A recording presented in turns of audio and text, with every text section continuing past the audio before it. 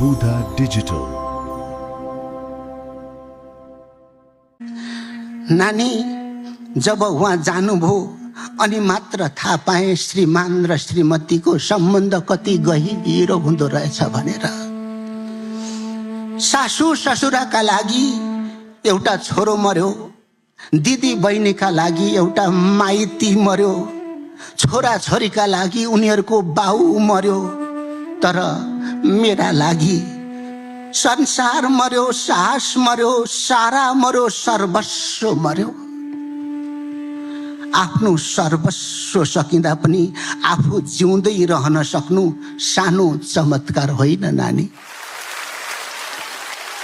श्रीमान बितेपछि अभाव र एक्लोपन र असुरक्षाले तर्साइरहन्थ्यो। एक मनले भन्थ्यो यस्तो जिन्दगी बाँचेर के काम, मर्दिन्छु बरु।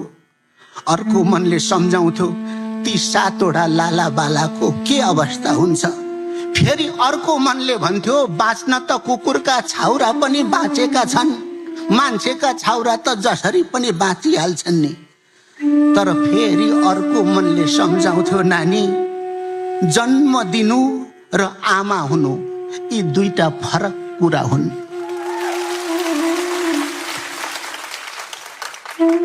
म जन्मदाता मात्र थिएन, आमा पनि थिए, त्यसैले म चाहेर पनि मर्न सकिन नानी। मरेर मर जाने त गइहाल्छन्, बाँच्नेलाई पनि जिउँदै मारेर जाँदा रहेछन्। घरमुलीको मृत्युसँगै घरको छाना पनि चुइन थाल्यो, केटाकेटीको नाना पनि च्यातिन थाल्यो, परिवारको दाना पनि बन्द भयो। समाजले मलाई घरमुलीको हैसियत दिएको भए यति धेरै दुःखको आहालमा डुब्नु पर्दैन थियो होला। भोक र शोकको आगोमा जल्नु पर्दा बेला बेला मन बहकिँदै भन्थ्यो यसरी पटक पटक मर्नुभन्दा एकै पटक मर्न पाए पनि हुन्थ्यो। यस्तो बेलामा धनको भन्दा मनको साथ चाहिँदो रहेछ। सायद पूर्व जन्ममा केही सुकाम गरेकी थिए, त्यसैले होस्टे गर्न माइती आए, हैसे गर्न छिमेकी आए, त चिता भन्न आफन्त आए, म पुर्याउँछु भन्न दैव आयो। त्यसैले त मेरा खसमले रोपेको त्यही धुपीको बोट जस्तै अहिलेसम्म ठिङ्ग उभिन सकेकी छु। हरेक विधवाको कथा फरक फरक हुन्छ नानी। एकजना विधवा थिइन् हाम्रो गाउँमा, साह्रै सोझी, बोल्न नसक्ने। गाउँकै एउटा सिधा लोग्ने मान्छेसँग बात लाउन घरभित्रै थुनिदिएछन् परिवारले। घर निकाला गर्नलाई नखाएको विष जबरजस्ती खुवाएपछि बिचरा मरिन् कोसीमा फाल हानेर। एउटी विधवालाई आफ्नो ज्यान जोगाउनु भन्दा ठुलो कुरो आफ्नो इज्जत जोगाउनु हुन्छ नानी।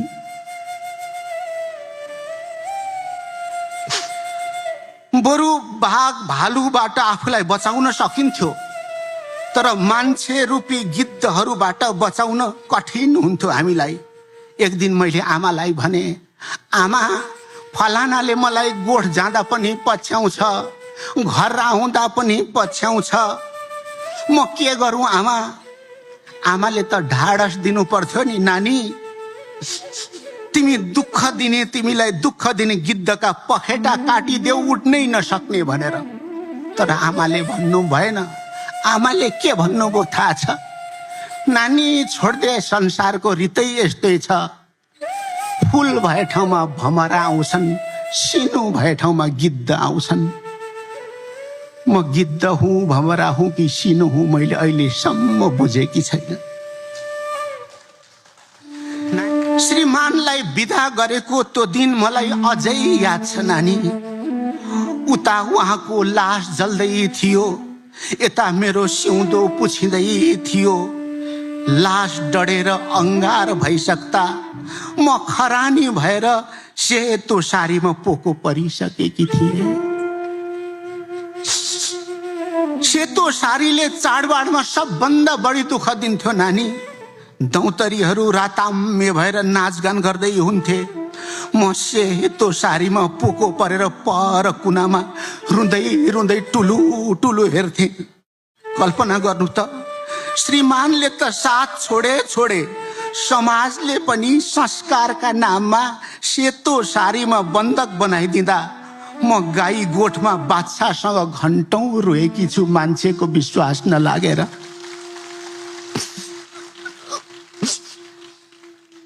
एकपटक श्राद्धको दिन मैले बालाई सोधेँ, बा मैले सेतो सारी नलाउन मिल्दैन?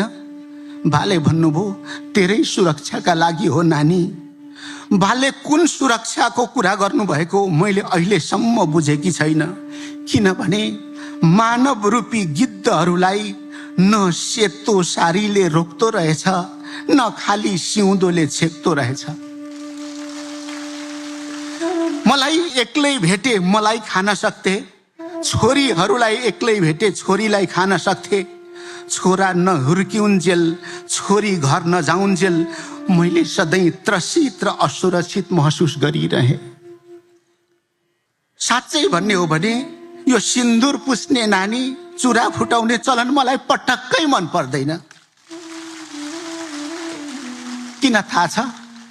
यो त श्रीमानको चिनो हो, हौसला हो, आँट हो, साहस हो, आशीर्वाद हो। अहिले रातो सारीमा सजिएका नेपाली छोरी देख्दा मलाई कम्ता खुसी लाग्दैन नानी। तर बिस्मात एउटै छ, अलि ढिलो जन्मिन पाएको भए म पनि यस्तै सारीमा सजिन्थे होला। अहिले त मलाई मेरो जिन्दगी भनेकै यस्तै उडाड जस्तो लाग्न थालेको छ। म यसो गम्भीर रोएँ है, माफ गर्नु होला। म यसो गमेर ल्याउँथे, यदि म मरेकी भए मेरा श्रीमानले जुङ्गा दारी काट्थे कि काट्दैनथे होला। सेतो दौरा सुरुवाल लाएर 1 वर्ष बरखी बार्थे कि बार्दैनथे होला। श्रीमान मरेपछि श्रीमतीको खाने, लाउने, बाँच्ने सबै तरिका बदलिन्छ, तर श्रीमती मर्दा पुरुष जस्ताको तस्तै हुन्छ। नानी, नियम कानुन र चलन सबैका लागि बराबरी होइन र। यहाँ फौजीका नानी छोरीहरू पनि देख्दैछु, कति खुसी लागेछ। विधवा हुनु, त्यसमाथि गरिब विधवा हुनु, यो पनि कुनै युद्ध लडे भन्दा सानो युद्ध होइन नानी। आज मलाई सम्झना छ, बिहानको 9 बजेतिर मैले उहिले मेरा कुनै पनि छोरीलाई घरमा बस्न दिइन। कसैलाई घाँस काट्न पठाएँ, कसैलाई बाख्रा चराउन भनेर पठाएँ। किन थाहा छ? अरूका छोरी स्कुल गएको नदेखुन् भनेर। हामी पनि पढ्छौँ नभनुन् भनेर। त्यो चरम गरिबीका बीचमा म कुन हैसियतले उनीहरूलाई स्कुल पढाउन सक्थेँ? फेरि आमा हुँ, नपढाउन पनि कसरी सक्थेँ?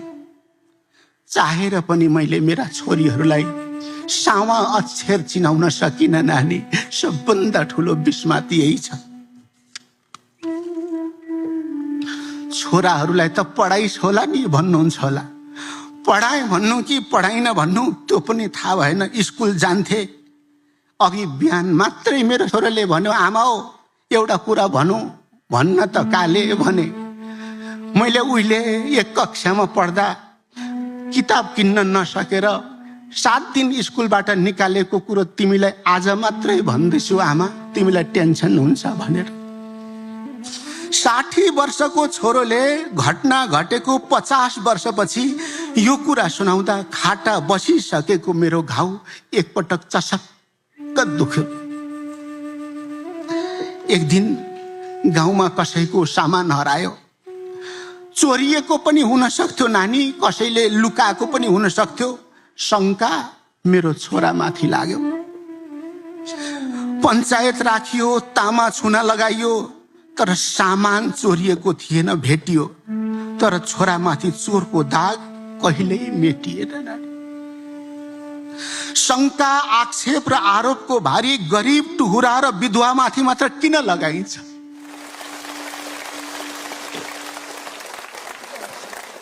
सायद उनीहरूका बाबु मेरा लोग्ने भएका भए यस्तो दुस्साहस कसैले गर्दैनथ्यो होला। अनि मलाई लाग्छ बेला बेला थपना नै मात्रै भए पनि लोग्ने चिज चाहिन्छ होला। आज छोराछोरी हुर्किए, गरी खाने भए, संघर्षको त्यो कहाली लाग्दो उकालो कटेर मलाई अहिले आनन्दको चौतारीमा राखेका छन् नानी। कहाली लाग्दो विगतबाट आनन्दपूर्ण जिन्दगी भोगेर आएकी छु। अहिले मलाई लाग्छ सन्तान र सत्य सम्हालेर बस्ने महिला कहिल्यै पनि विधवा हुन्न, ऊ सधैँ सधुवा रहन्छ। नानी मैले कुरा सके, म थाम्न सक्दिनँ, सास पनि बढ्छ, पानी खान्छु। आज दुनियाँका छोरीहरूले पिलेन उडाएर भन्ने सुन्छु, खुसी लाग्छ।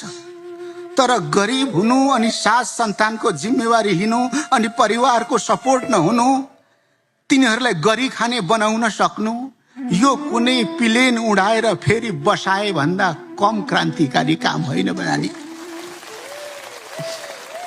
त्यो साहस एउटी विधवालाई कहाँबाट आयो होला, कल्पना गर्न सक्नुहुन्छ? त्यो साहस त्यही श्रीमानले माथिबाट पठाइरहेको प्रेम र आशीर्वादको शक्तिबाट प्राप्त भएको। मान्छेहरू भाग्यको कुरा गर्छन् नानी, तर भाग्यको कुरा गर्छन्, मेरो नजरमा संसारको सबभन्दा भाग्यमानी मान्छे को थाहा छ? जसको सिउँदो पुछिएको छैन, त्यही नै सबभन्दा ठुलो भाग्यमानी हो। जसको पोते चुडाइएको छैन, श्रीमान हुँदा पनि नहुँदा पनि रातो सारीमा सजिन्छन्। भगवानको विधानमा कहीँ छैन लेख्या विधवालाई रातो लाउन पाउँदिनस् भनेर। मेरो कुरा सके। अहिले त श्रीमान मरे जस्तो पनि लाग्दैन नानी, मलाई चोला फेरे जस्तो लाग्छ। छोरा छन्, छोरी छन्, नाति नातिना, पनाति पनातिना छन्। तिनका बोलीमा, व्यवहारमा, कर्ममा मेरो श्रीमानको झल्को देख्छु। श्रीमान गुमाएका एकल दिदी बहिनीहरूलाई पनि उत्तरार्धमा जीवनको मेरो जस्तै खुसी र सुख मिलोस्। धन्यवाद।